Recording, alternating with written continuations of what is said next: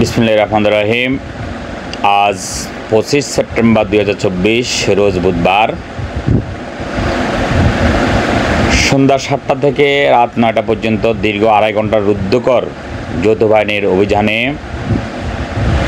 রামগতি কমলনগরের সাবেক সংসদ আবদুল্লাহর বিশ্বস্ত হাতিয়ার কমলনগরের 5 নং চরবলক ইউনিয়নের 5 নম্বর ওয়ার্ডের ইপি সদস্য রেদওয়ান হোসেন রিপন মেম্বারের গোপন আস্তানায় অভিযান। প্রিয় দর্শক, আজ সন্ধ্যা 7:30 থেকে রাত্রে 9টা পর্যন্ত বাংলাদেশ সেনাবাহিনী এবং কমলনগর থানা পুলিশ যৌথ অভিযানে এই রিপন মেম্বারের গোপন আস্তানায় তুষার ভবনের নিচতলায় অর্থাৎ হাজিরহাট তালপট্টির তুষার ভবনের নিচতলায় রুদ্ধকর অভিযান চালায়। অভিযানের খবর পেয়ে রিপন মেম্বার পালিয়ে যায়। সেইখানে সেনাবাহিনীর ক্যাপ্টেন মোহাম্মদ মাশরুফ সংবাদকর্মীকে জানিয়েছেন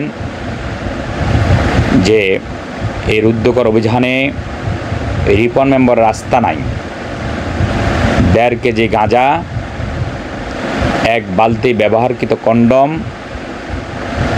এবং নতুন 3 পাতা কন্ডম, 1 বোতল অ্যালকোহল, সেটা কি গাঁজা মদ নাকি ওনার পরীক্ষা করে দেখবে, এগুলো উদ্ধার করছে। তবে যৌথ বাহিনীর অভিযানের সন্ধান খবর পেয়ে রিপন মেম্বার পালিয়ে যায়।